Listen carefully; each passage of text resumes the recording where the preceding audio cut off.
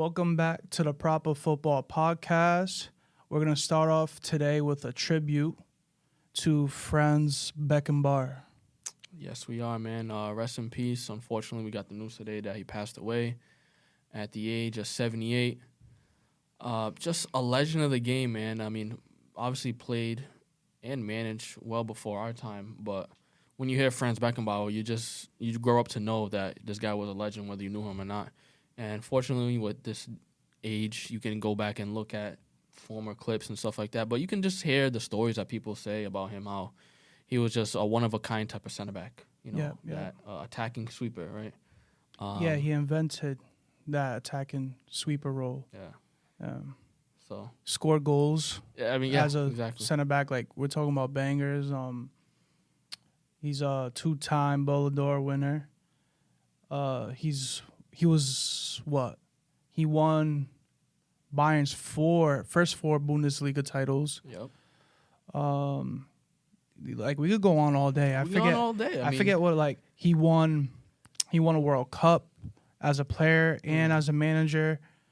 He captained Bayern, 1971, I believe. 71. Yep. And West Germany as well.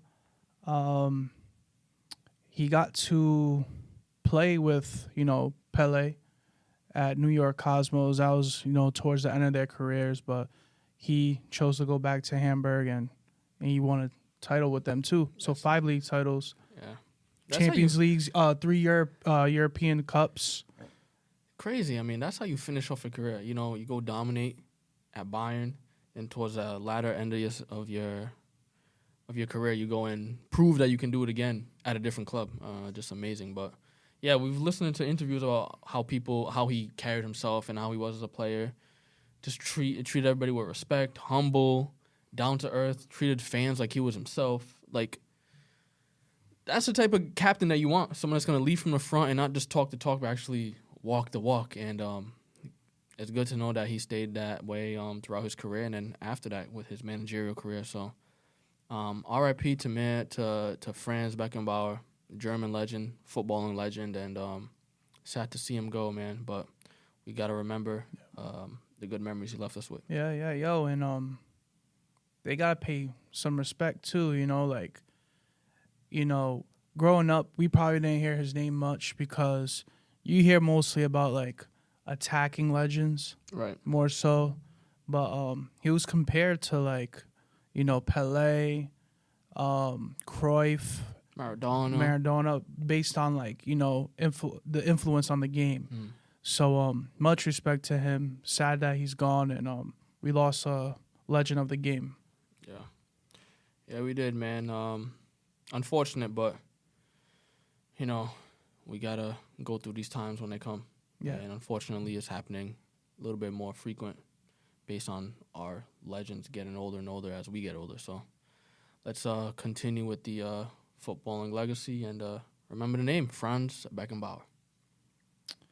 All right. So now we're going to transition to transfers. Yeah, transition to the transfer window. And we're going to talk about how busy Tottenham has been in the first week of the window. Yeah, I mean, out of all the teams I thought would be really busy, I didn't think Tottenham would be in the front of the standings, I would say. But they are making some moves, making some noise, making some bids, and even letting some players go. Yeah, I think it makes a lot of sense that they're in the market right now just because they've been an active team right now, based on playing style and consistency. But right now they're suffering from a lot of injuries too. And you got players, we've talked about this last week, players are leaving. So we're going to start off with the first guy is Timo Werner. This shocked me when I saw this, bro. Yeah, it shocked me a bit. A matter of fact, it shocked me a bit, but also it makes a lot of sense because I'm going to go on to where it shocked me. He's not in form right now. He's not getting game time in Leipzig. He's probably seen, 8 appearances, and he's probably, I think he got 2 goals. Yeah, 2 goals. Yeah, 2 goals in Bundesliga. Not the best stats, but I mean, yeah, he hasn't even been getting game time, so he can't even show that he can play. Yeah, I never thought I would see him back in the EPL. I thought he was just, one of them players that can't really adapt to the EPL. Maybe he just stays in Germany, goes to other countries. But I never seen him going to Tottenham. But once I started thinking about it, I said, hey, I mean, if he can get back to the Werner that we saw, like in that 2020, 2021 Chelsea, where we won the Champions League, this could be a really good signing for Tottenham, because you know how they play. Very attacking, very pressing. Werner will work.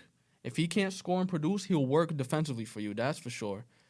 And he can play, left wing, maybe when Son needs a break or he's out for the Asia Cup right now. I think it would be better if he's up top and you put Richarlison. Richarlison where? I'd rather put Richarlison on the left side. And where does Son play? Son right now, I'm saying until Son's, you know what I'm saying? I know what you're saying. Until he comes back.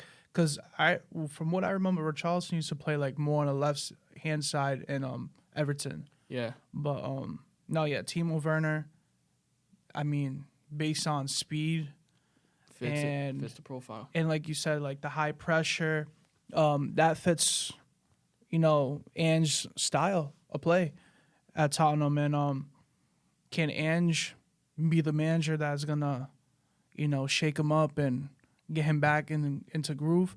I think he could. And when you think about, the buyout option too of $17 million, I don't think it's a big, gigantic risk.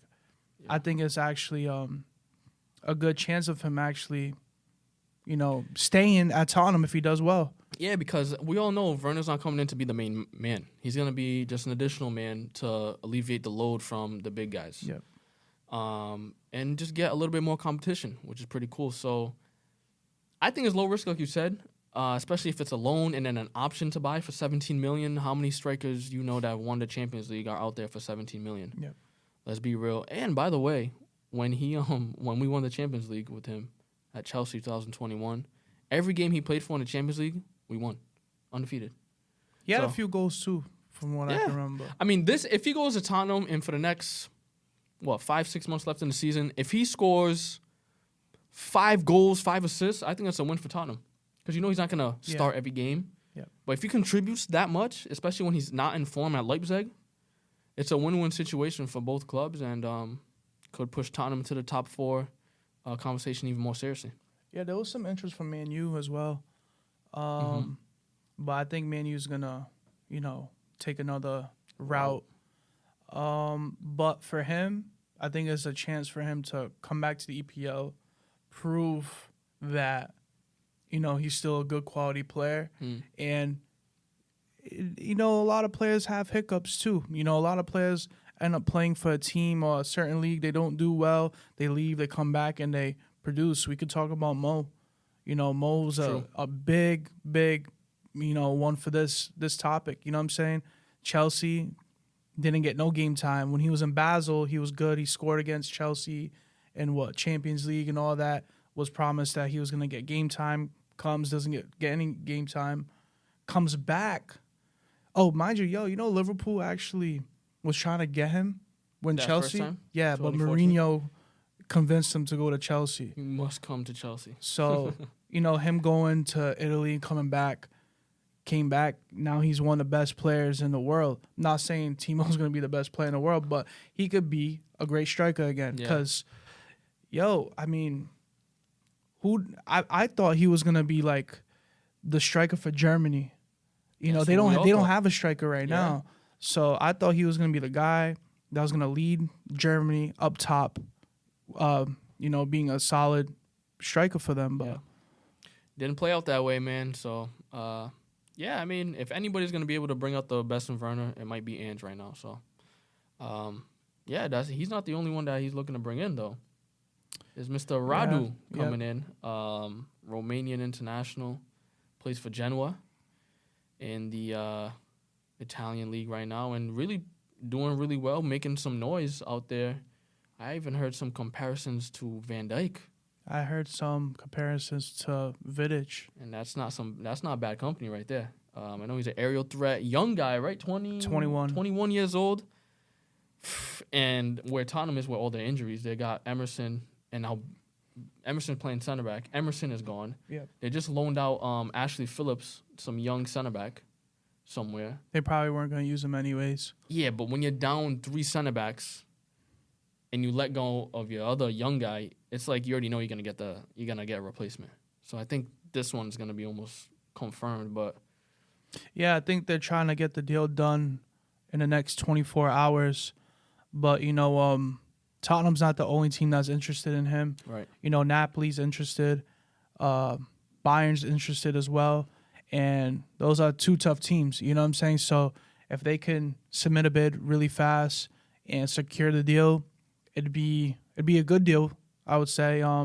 They're trying to get him for, Girona wants 26 million. bro, that's a But I think you know how it is. They're trying to bargain a little bit, try to, I think it was like 21, 22-ish that they were trying to get him for. But just pay the money, get it done quick, because Christian Romero, he's out. Van de Ven has been out for a little while. It's coming back, but it's gonna take some time, right? So Ben Davies is out. Oh wow, I didn't even know that. He's out. And he's been actually doing pretty decent center back role. So like I said, for Tottenham, they're doing everything early. They're getting Timo. Now they're trying to get Radu. They should get it done soon, as soon as they can. I think they should do it as well because they need the center backs, and if you can lock that down and get the competition away, then bang bang. Yeah, man's played 19 games in Serie A. Played all the games. He got 2 goals and an assist so far. It's pretty good, man. Juve prodigy too. That is true. He used to play for Juve Academy. Yeah. Even a few games in the first team. Yeah. So he's doing his thing out there, but strong guy. I was watching some highlights. I haven't watched any real games, but strong guy, good on the ball, good with passing, just all around good play and pretty quick. Yeah. So I think he'll fit Tottenham. So let's see if that deal goes through. And because one's coming in, another center back got to go out. Mr. Dyer is looking to move. So much so that he wasn't even included in the roster for the last game. Yeah. I seen an interview really quick with Ange and a reporter, and he was just asking Ange like, "Oh yeah, there's some buying interest. Where's Dyer? Like, is he leaving or something?" And he was like, "Oh, what was he saying?" He was like, Dyer's injured, and I forget what else he said. You're questioning my integrity. Yep. That's what he said. So, you know how reporters are. They're trying to get you to spit something out, and you could tell them 100 times, and they're still gonna try to do that. But yeah, Eric Dyer's injured. Interest from Bayern. I don't understand the transfer. Yeah. Honestly, I think Bayern are shaped right now. They're good with bodies in the center back role. If he was to go, we'd probably see him play more defensive mid. But yeah, he's not a mobile guy. He's not fast. Most of the Bayern defenders are pretty fast. Yeah, looking at him, Upamecano, very fast. Delit, good strength on him too, and he can get around. Kim Min-jae, that new Korean defender, very good, one of the best defenders in the Italian league last year. So, and he put Dyer in the mix. It just kind of reminds me of the Daley Blind transfer they did last year. I don't even know if he played a game, but it was just a random transfer. It was a transfer just because it was transfer season. It seemed like to me. Yeah. Maybe a cheap deal, a loan, or whatever it is. But hey, man, Bayern's gonna do whatever they want to do. But I don't see Dyer fitting in that role. I do agree that he needs a transfer because he's not getting any game time for Tottenham. I think he could, go to a nice defensive team in the Premier League, like a defensive team, like the defensive shape.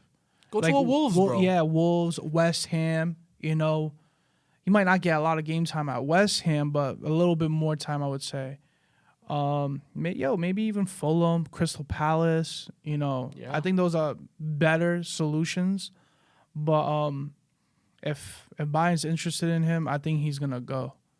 It's a top quality club, and usually players leave and go to teams with big status and all that other stuff. I just hope if he's gonna go, he actually goes, because it would be a shame to see the same thing that happened to João Paulinho, where he literally left the club, missed the game to go sign a contract, and then I don't know, paperwork wasn't done right, or the medical was failed, whatever it is, and had to return back and do the walk that's of because shame. they try to do things last minute. This is early on in the transfer window, so if they really want him, they can get him.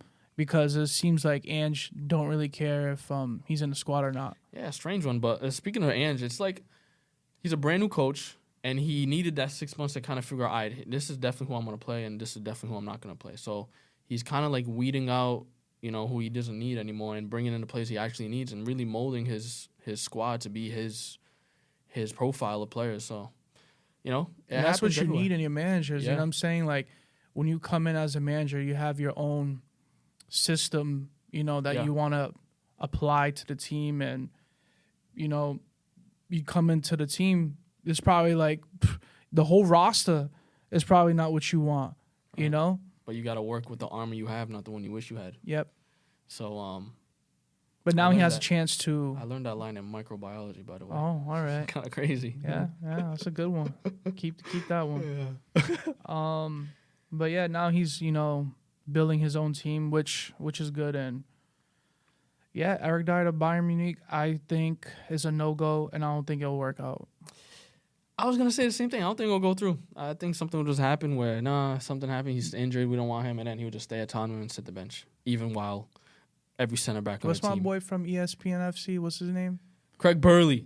My boy, former Chelsea player. I was watching something today, and he was like, yo, if he has a chance at Bayern, we all have a chance still. Hey, man. That's crazy. There's no quit in my body. So, Tottenham, Bayern, I should say. Bayern, give me the call. And facts. I'll be ready for him. I don't know if I'll be ready, but I'll show up. I'll shave off 60 pounds tonight. I might not be ready, but I'll show up, man. Crazy. But yeah, that's it for Tottenham. Actually, we should just add this into Tottenham. I mean, Gallagher's true. Maybe on his way out, and I think that's ridiculous. He's established himself in the first team. He's academy player. You know what I'm saying? And when you go and you spend so much money investing in a team, you gotta offload some players too. And it would be sad if he be the guy, because, with Reece James out and who else? Ben Chilwell. He's really the captain of the team, and I would say he's carrying the team as a captain should. I was gonna say, not only did he establish himself in the starting lineup, he proved that he's one of the most important players on the team sheet. Without him, there's many games we wouldn't have been in contention to win or tie when we probably should have drew or lost. You know what I'm saying? It would just be a shame, because it's like you're giving a negative, like a punishment almost, for playing really well and being one of the best players. Hey, I know you've done this, you've done that. You've been the captain when you needed to step up. You've scored some goals. You've made some assists. You've worked harder than anybody on the pitch. But regardless of all that, we got to get rid of you, because we have a $140 million player here and a $120 million player here. We need a way to pay them, so you got to be out the door. It's a shame how that's working out. That's why, Chelsea, you think they will regret how they moved in the window, buying, and now you have to offload a youth product? In 5 years, I don't think so. Right now, it looks bad. It is bad, because now you're going to lose him to a team that's up and coming. And imagine Gallagher goes to Tottenham. With that type of energy? That'd be scary, man. That would be very scary. I honestly, maybe a lot of people think that he won't start, but I think he starts. Him and Basuma. Yeah. Side by side. I'm sorry. Sarr has to go on the bench. Yeah, has to. He's been and really then well. You got James Madison when he's healthy. Oh, Tottenham, bro. Yo, that would be a sick team. But, they're talking about $50 million. It's a lot of money, but in my eyes, it's an extreme disappointment if Chelsea have to do that, because, FFP's in the play, Yeah, if they sell him, they get straight pure profit, right? Yep. I'm doing everything I can to keep Gallagher from Chelsea. Go offload Chalobah, which I really like as a player, but he's just not getting that game time. Broha, he was in the academy. If you need to sell him because we have like 3-4 strikers on the squad, and Kunku's back, Nicholas Jackson, he's not going in there because we just got him. Unfortunate. It's like all these unfortunate. I don't want to. We just got Martin out on a loan. Yep. Trying to create some funds there, but I can't imagine a Chelsea this season, 2024, without Conor Gallagher. If you think 10th place is bad right now, wait until a Chelsea without Conor Gallagher. Oh yeah, y'all going down. Y'all going down without a doubt in my mind. And his contract expires at the end of the season. Really? So no. Yeah. So and there's been no like new deal agreed, nothing in place. So bro, maybe that's another reason why they gotta push him out too. Then why are they paying $50 million in January if in 6 months you're gonna get him on a free? I don't know. That means that we might be in talks of either renewing. Yeah, maybe. But maybe that's just the price that they want. Like, this is what we want. So let's say he does go to Tottenham. What do Chelsea do? What are they gonna do? I don't know. I can't tell you. You guys already have enough players on your team. You guys don't need nobody else. Well, we need Gallagher. I think that what he brings to the table is Gallagher. And the rumors I saw is someone similar coming back to the EPL. Yeah. Jordan Henderson to Chelsea. He's not having a good time in Saudi Arabia. There's reports that he wants to come back just after 6 months of joining the club. Al Atifak. Hope I don't get flagged on YouTube for saying that. And his manager Steven Gerrard are doing really bad in the league over there. Yeah, but his situation is more so about playing at the highest level, having to go to games, and not seeing the same amount of fans in the stands. And he was on some time talking about he's going there to build a league and all this. Fam, you was not going there to build a league, bro.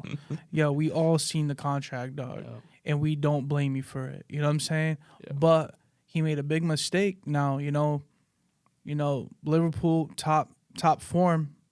He was we probably extended his contract too, but now he's in a position that I know Chelsea may be interested, but it's not happening. It's not. You never know. You never know, but. Now he might have to force his way into going to a mid-table team. Yeah, it's gonna be a bad. How do you think the reception would be if he came back to let's say you go to Crystal Palace and they play at Anfield? Nah, there's always love. There's always love. We won't be mad, but when he left, I was a bit disappointed. I'm like, man, we just lost so and so. Fabinho. I'm like, Milner. And I don't know. And we're building a new team, and a guy like him is tough to lose your captain when you're in a building process too. Yeah. But you had other guys. Trent had to step it up, and he did that. You got Van Dijk, having one of his best seasons again. So, not the best decision. But if he goes to Chelsea, that would be a big one for him. But he's definitely not getting the same amount of money that he was getting in Saudi. Not even half, bro. Yeah, it would be crazy. But think about all the money that Saudi invested in this guy. Now for him to be like, nah, I don't want to be here. I don't think ain't that a little crazy? I don't think they'll let him go, bro. But damn, what are you gonna do for a guy who don't want to be there and not perform? Yeah, this is actually like kind of wild. But think about it, Newcastle. But does Eddie Howe want Jordan Henderson? I don't know. Yo, that's a shout. You know what I'm saying? He could go over there, and it's all the same. They're all in cahoots. They're pretty much the same. Club. Club, yeah. So, wow. Yeah, I think that would be the best move, but I don't know if that happens either. We shall see. I think Newcastle will be a great fit for him, but let's play it out because there's plenty of time in the window. We're only in week 1, but. I guess we'll mention one more squad, one more team. Manchester United. Jordan Sancho. Obviously, this was going to happen. He's been, in bad standing with his coach, Ten Hag, for a long time, refused to apologize. So, yeah, he was looking. I feel like they were looking for a way out for him. So, Borussia Dortmund is the team. But do you really want someone like that that's refusing just to say an apology to the gaffer? Do you really want someone joining to your club that's like, yo, I'm so stubborn. I don't care what is going on. I'm right now because I feel like I'm right. I know all I need to do is do a public apology, and I'm back into the squad training and doing what I love to do instead of just sitting back and collecting a check. Is that the type of chemistry we want to bring into a club that's looking to push to the top? I don't know how Dortmund is doing right now in their league.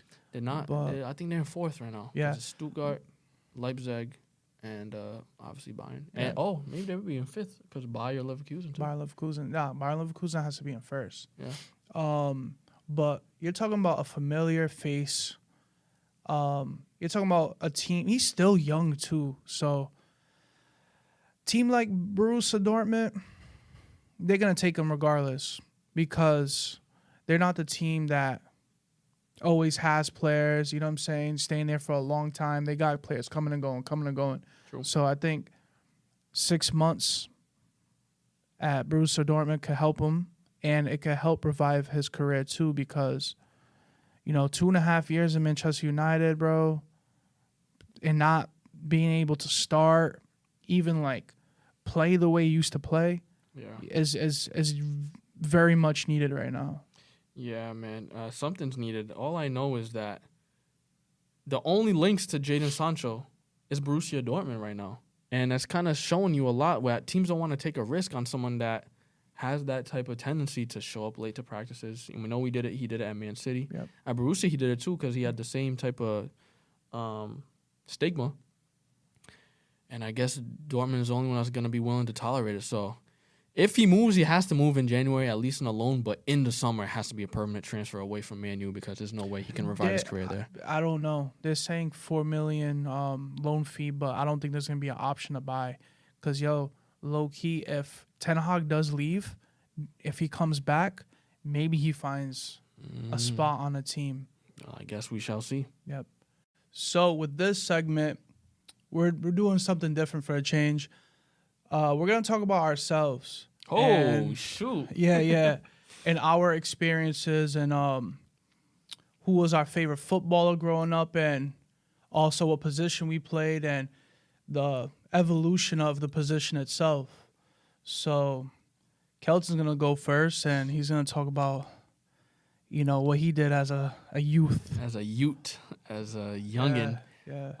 I mean, we played for the majority of our youth years together. And ever since I was young, I always played the same position. I played right back, pretty much the defense, but primarily right back. And I don't know why. I just fell in love with that position, right back. I don't know if it's because my dad had a dog named Cafu, who's a legendary right back for Brazil. But and then when I played, I really enjoyed seeing like the whole game because sometimes in the midfielder or forward, you're facing one way, you can't see everything. Yeah, that's true. As a defensive, especially like in the center, but even at right back, you can see a different point of view, a different angle, depth of the game. And I enjoyed that. I enjoyed making runs, even if I didn't get the ball. That's a big part of the game. Making runs, knowing that you're probably not going to get the ball, but just to be the decoy. As a striker, bro, that's the worst thing ever. I know, but right back, imagine having to run all the way back to get back in position. Yeah. I mean, you got to have some stamina for that, but that's what I enjoyed doing, man, and learned a lot throughout the ages, but definitely fell in love more and more as I played right back, and then you can start going into different positions like left back. A couple times dibbled and dabbled with my left foot. Yeah. But you'll see that with even professionals. Like you'll see right backs dibble and dabble with left back. You can see it with Man U this year with Diego Dallo. You saw. I think there was one time Hakimi played left back, right? Hakimi played left back as well. Joao Cancelo, he can play both sides, and it's not because they're ambidextrous. It's because they just. Joe Gomez right now. Joe Gomez, he has to. He has no option, or else he has to sit the bench. Yeah. But, you can see like being a right back doesn't mean you're just on the right side. You can play both sides because you have the intelligence of how to play the game on the wings. And a lot of right backs, or even just outside backs in general, I saw that they just don't have the body composition, the big strength and height to play center back, but they might not have the speed and skill as far as flair to be like a right winger. So it's kind of like a happy medium, especially how the game is played today. But what I noticed is that there's kind of two different types of right backs. There's the traditional right back, I would call it, which knows how to play the game, but they're not gonna go and attack too much like we see in the modern game. More like the Gary Nevilles, the Philip Lahms, the Javier Zanettis, that aren't gonna go on and make bolting runs all the time past their wingers. They're gonna make more intelligent passes and better long balls and more precise decision making rather than taking too many risks. They're also gonna be a little bit better, or maybe a lot better, at the proper defending. And I always had a like a mantra or a belief that defenders' primary thing they should know how to do is defend. And those are the type of traditional right backs you're going to see. And those are the guys that you can really see play in any position. Sometimes you'll see them at left backs, and they might be even intelligent enough to go play in the midfield. Then there's the other side of the pendulum. The guys that's going to go and take some risks. They might not defend all the time, but they're going to make sure they know how to attack and show you that they're going to hit you on the attack. These are the, even if you go back, like Cafu and Roberto Carlos, like these are the guys like in the early 2000s, late 90s that kind of revolutionized the outside back position, where they and it's kind of how their team was structured as well, but they were more licensed to go up and go forward because they had the ability to go attack, to go make like precise passes, risky passes, crossing the ball. And if you give these type of players that know how to attack out in the wings up in an advanced role, they're going to punish you with a goal, an assist, or something like that. And they're advanced in dribbling as well. So the Cafus, the Maicons, Dani Alves is my favorite player, man. When I saw Dani Alves just link up at Barcelona with Messi or whoever was on the field, it was just amazing to see that guy play, because you can tell he played with so much passion, so much heart, with so much, more than all that, freedom. Yeah. Played with freedom, bro. And even just thinking about it, I'm thinking about all the times where he's just making crazy celebrations. I'm like, yo, I want to play like him the next game I play. And like, oh my gosh, did you see what Dani Alves did? Like, everybody knew Dani Alves, and he was like the best right back at the time. So, but even Dani Alves was a shift too. He was someone that played a little higher, right? Like, I think he took it to the next level. Like, I think Cafu was like one of the first to actually like revolutionize it. But I think Dani Alves took it to the next level. And then you see Maicon doing it. Exactly. And you see the even the newer guys like João Cancelo, Trent Alexander. I think they have a lot to thank their previous generations, like the Dani Alves and the Maicons, like you mentioned, and Cafu, of course. So how do you feel like you played? Do you feel like you played more antiquated, like played more, you know what I'm saying? Like how these old players used to play? Personally? Or into the modern century right now? At the core, I think I was more of a traditional right back. I'm more of not going to attack so much, but if I need to go make a run, I'll go make a run. I like getting into tackles. I could get stuck in. I can, I didn't really care to put in the challenge. I actually enjoyed it. Attacking wasn't my strong suit. You know what I'm saying? I didn't have the most skill. I didn't have the best dribbling ability. But I was more concerned about making a decisive pass to someone that was better than me. As a sense of in that like certain, you did your job here. I did my job here. Let me give you an opportunity to do your job as well. Yeah. I may not be able to make the killer pass from the angle I'm at, but I'm going to give it to my center defensive mid who has all the space in the world because he's positioned correctly. Now he can make that long ball to someone like you or someone out on the wing. It's how I was playing. But I always yearned to be like the Dani Alves. Like, oh, he makes the runs, he did that. It wasn't in my ability while I played, but it was always nice to dream a little bit. Test it out a little bit. That's dope. That's dope. So that's was my journey as far as a player and as a viewer. And the game continues to change. Now we're seeing, right backs almost seem like number 10s, center attacking mids, creating so many chances. You're seeing more teams not even playing with right backs. You're just seeing guys either playing with, teams playing maybe 3 in the back or playing 5 in the back, and the 2 outside backs are really like attackers. Yeah, I mean, we even see players like John Stones who played right back. Now they're playing in the midfield primarily. Forget right back. Yeah, you're seeing a lot of defenders switching positions. Even like, in the earlier stages while we were young, we got to see like, you know, Zanetti play right back and Lam play right back. And then eventually they converted to a defensive midfielder. Lam's doing it now. Trent, as much as Klopp doesn't, I won't even say like it. I think he's not maybe he's not understanding that Trent is really a defensive midfielder now.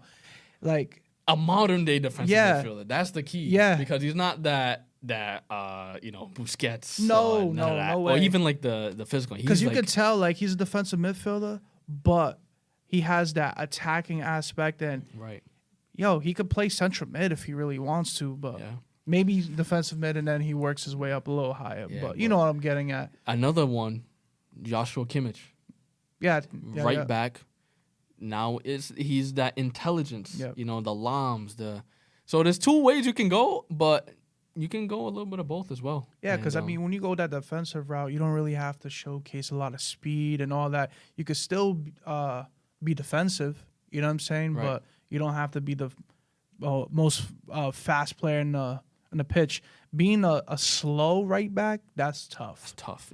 Now you got to play in body positioning, and you have to have a lot of awareness to play. That's why I have a lot of respect for guys like Dan Burn and those type of guys, because they don't have the speed, but they get the job done, man. But I mean, right back, very underrated position, I feel, and especially the traditional right back from the older days, I guess you can say, is becoming less and less common, but it's an art because you open up new positions. Defending is an art, man. Yeah, defending is just like when you see a slide tackle. For me, it's like seeing like the ball hit the post or something. That's how exciting it is for me, and I hope everybody else can share. And if not, go on YouTube and watch Best Defenders and have a good viewing. Yeah, that was a good story that you put right there. Yeah, I feel like I just emptied out my basket and my whole thoughts on my whole childhood and growing up. It was pretty cool. So now your turn, bro, to have the similar experience. All right. So my favorite player growing up was El Nino, Fernando Torres in Liverpool. He's the main reason that I wore the number 9 shirt growing up. Played in Liverpool, 2007 throughout 2011. He had 101 goal contributions and 142 appearances. I just love the guy. I loved everything about him. His flair, his speed. At one point he was on top of the world. He was like running for Ballon d'Or, and sad he didn't win it, but it's okay. You got guys like, I think it was Ronaldo and Iniesta maybe. I'm not too sure. I forget who else was. I think it's around there. I think Ronaldo won 2008. Yeah, so it was Ronaldo. He was going against Ronaldo. That's always a tough opponent. Kaká? Maybe I don't know. I think it's Iniesta. It's one of those guys, But either way, that's tough competition right there. Iniesta never won it though. Yeah, but yeah, I always played, striker, before I even knew who Fernando Torres was, and that was mainly because my ability to shoot the ball pretty hard and pretty hard is pretty accurate. Very hard and pretty far too. Yo, you remember that time when we played indoor one time, and we were kids. You smashed the ball so hard, hit the back of the post, like the back of the goal post, and came back on the goal, and the ref said no goal, and he was over there celebrating. Oh, bro, I thought you was talking about the one for Bayside. He was playing for Pawtucket Storm. I thought he was talking about that. Nah, that was a crazy time too. Yeah, we'll tell him. So you can see this guy was a proper striker. Yeah, because we can go on and on and on about how many goals he scored and how many records he broke and all this stuff. But that was the Pawtucket Storm tournament. Yeah. I think I was playing the higher age group at that time, and they was like, "Oh, come play with us in this tournament." Yeah, that was crazy. That was a blast. But when I shot the ball, there was like this metal pole behind the goal. Right. So once I hit it, it like legit instantly bounced right back. Yeah, the ref said no goal. Did a cartwheel celebrating. Jumping in the air. I was like, bro, no goal. Bro, nah. Yeah, that was a crazy day. And, that Bayside one was kind of wild. And that, you ended up coming to Bayside after. Yeah, after that, I was like, nah, I'm done being... 2 seconds into the game. Bro, first kickoff. I forgot. Maybe Ricky? You guys had the ball. No, you guys... you guys had the ball and I ran and I took it. Oh, that's crazy. From half. See, I'm so scarred, bro. I can't even remember. This guy's crazy. So after that, I was like, nah, if I can't beat him, I'll join him. Yeah. Bayside FC. But, so, my body, like, I was always, big, strong on the ball. I used to really just, like, how can I say, put faith in my speed, too, to, like, blow past players, and then I'll use my body to, like, get through. But I would say I ended up transitioning into a target forward, when I was... Man, I forget. Do you know when Jim Hopkins came to our team? Yeah, I remember my senior year of high school. So like, I've been 13, 14 years old. Yeah, we was probably like, 13, 14. Like 13, yeah, you think so?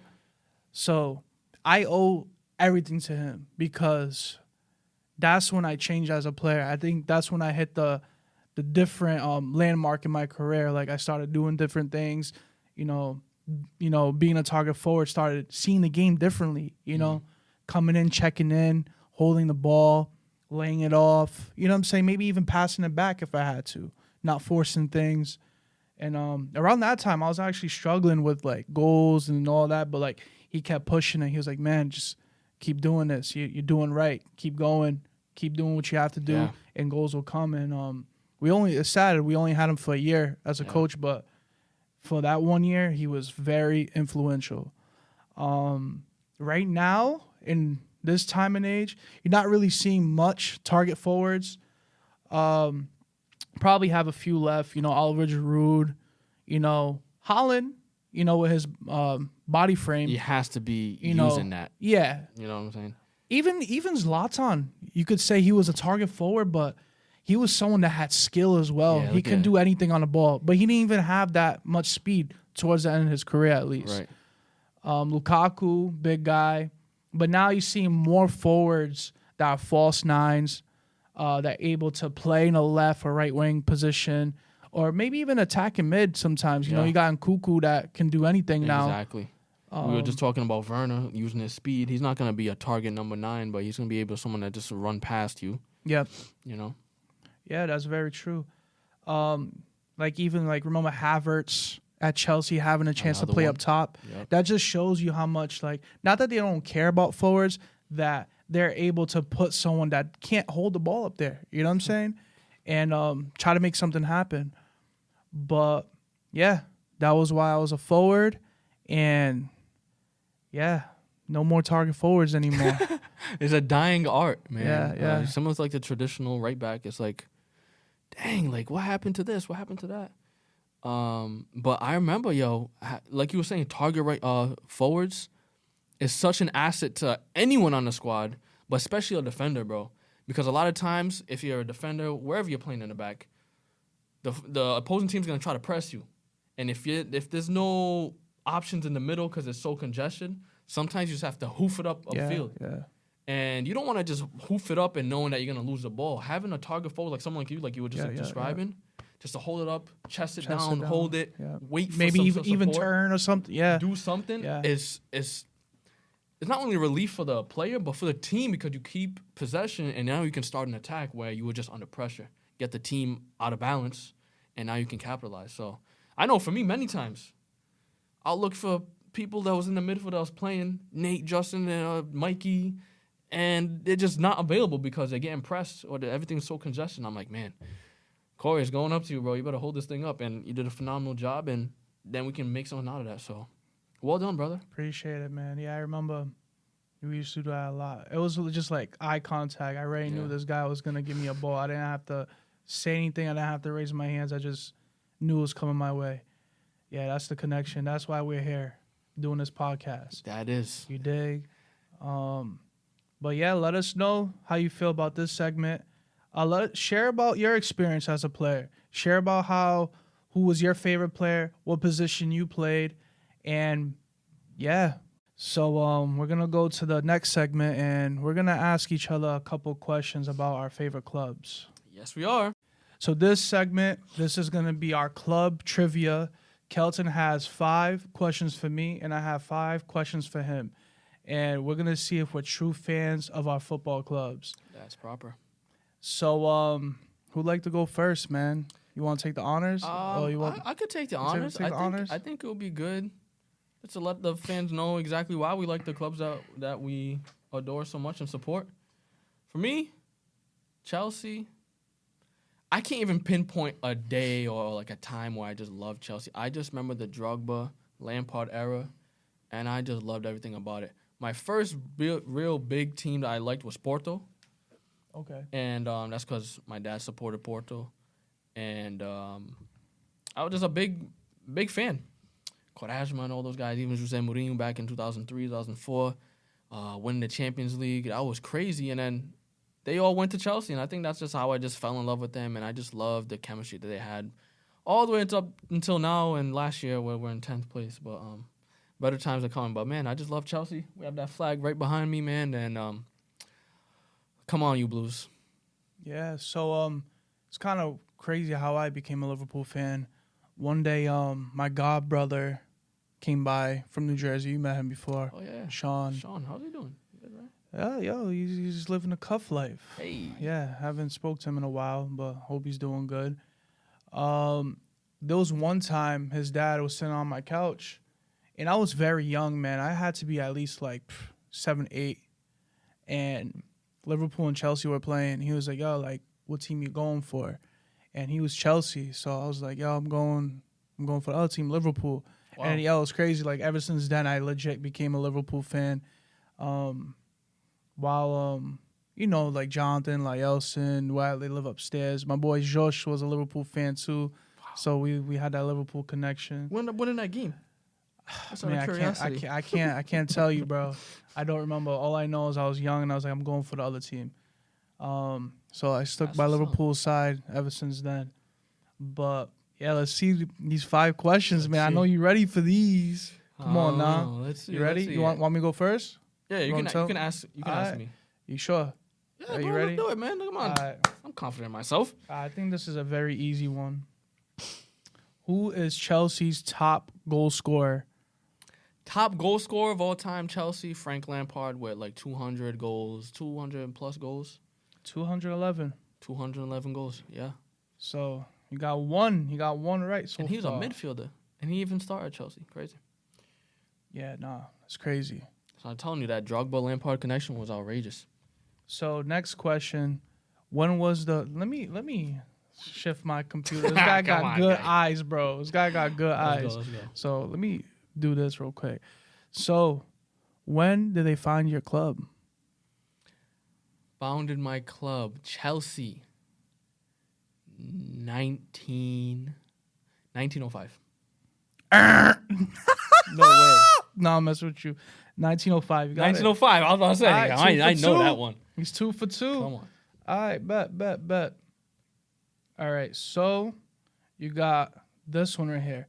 How many Premier League titles has Chelsea won? How many times we won the league? Yep. How many times did you win the Premier League? Won the league 6 times, bro. Think so. All right. 6 is your final answer. You have won the league 5 times. 5 times. And that was in 2004, 2005, 2009, 2014, and 2016. Oh, wow. So you're 2 for 1 right now. Oh, 3. 2 for 3. Yeah. What am I saying? Huh. I could have sworn. You were close. Awesome. Yeah, you're close though. I give you some credit for that. That was a good I thought it was 6. Good answer you had right there.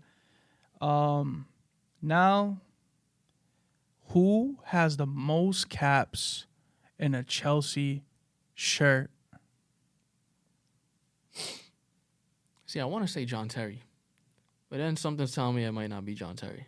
John Terry started at the academy, played his whole career there. I gotta go John Terry. All right. Yeah, it is John Terry. John Terry's number 1. Number 2 is Ron Harris.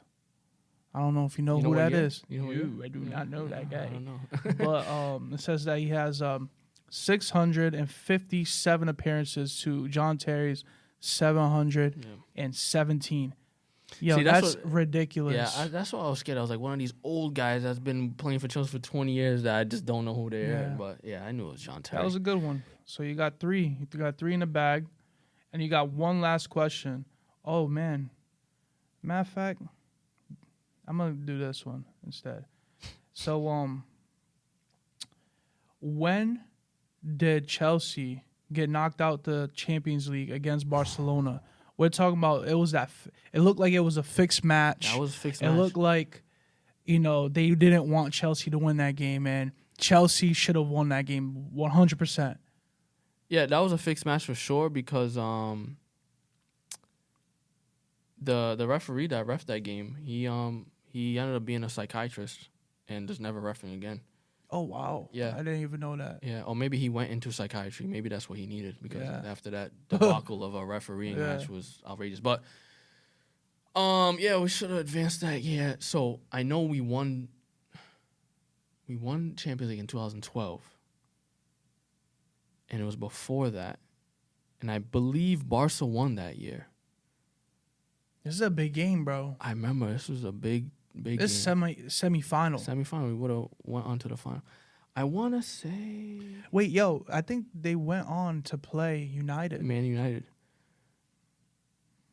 So it could have been a Chelsea United final. I know. It once was. Yeah. And the slip with John Terry and John all that. Terry, your most capped player all time. But let me take... Because I'm in between 2009 2011. I'm going to say...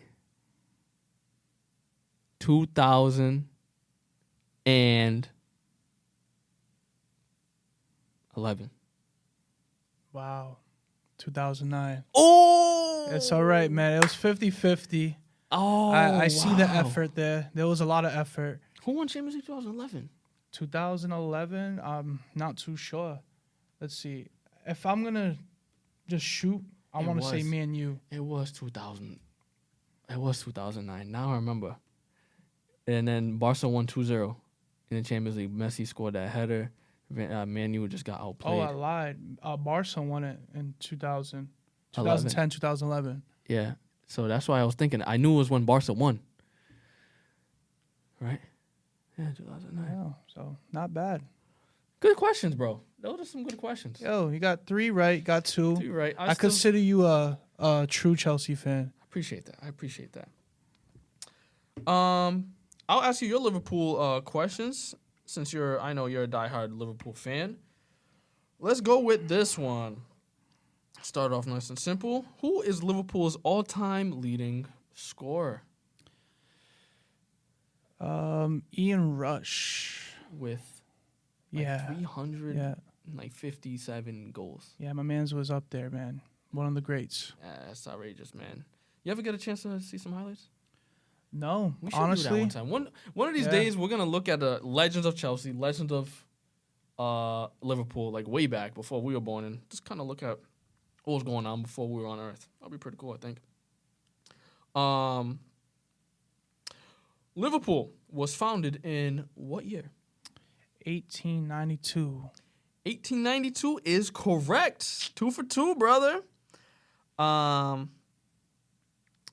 In the 2019 Champions League final, Liverpool beat Tottenham 2-0 to win your first Champions League trophy since 2005.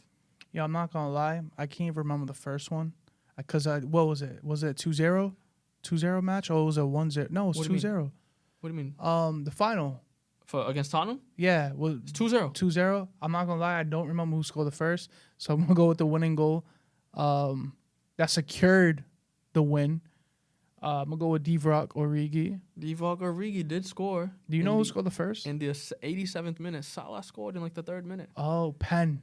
It was a Pen, yeah. Early. Yeah. I remember that now. Early. So I guess I'll give you a half a point? Nah, I'll give it a full point. I only asked for a goal. Point. I'll give you a 3 for 3 now. Let's see what else I got over here. Anfield was home to one other club in the Premier League, other than Liverpool. Yep. Which club was that? Is Everton, man. Yeah, if you just think pretty, about it, it's pretty standard. That's the correct answer because they're in the same city, and then Everton Walking ended up distance. leaving and going into Goodison Park. Yep. And they're pretty much neighbors. Yeah, neighbors, man. And I got one more. It's not going to be a right or wrong. I mean, I guess we'll let the audience decide whether this is right or wrong, but I'm going to ask you to name as many Liverpool players as you can in 30 seconds. I'm going to set a timer. Past, present. Let's go current players. Current players. Let's go current players and make it a little more modern. I'm going to set a stopwatch for 30 seconds. And when you hear that buzzer, we'll end. So let us know how well you think he did in the next 30 seconds. So on 3, 1, 2, 3, go.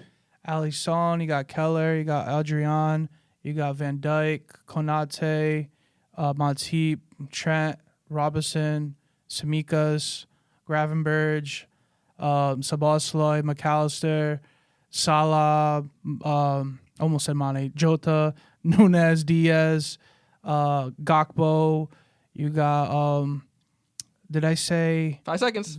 Curtis Jones, Harvey Elliott, Bradley, Time. Jones. Bradley Jones. Who's that? I said Jones. I meant to say Gomez. I counted like 21. Yeah. Well, you were going so fast. I was like, damn, 21 in 30 seconds. It's not bad. That's almost the full roster. Yeah, we got pretty like, what, like 26? You got a 23 minutes? Oh, you got 26 with the 26. extra subs. Yeah, bro. That was pretty good. That was Respect, pretty good, respect, man. respect. 21. Let us know how you think we did. Obviously, Let I got us know my how good Kelton my did. 3 out of 5. Yeah, that was good. That was good. That was really good. And yeah, let us know what your team is, and maybe we'll create some teams, some questions for each team in the Premier League one day. So until then, if you're watching this right now, like this video, subscribe if you haven't subscribed already if you're new around here, and if you're on a podcast, rate us 5 stars. Until next time.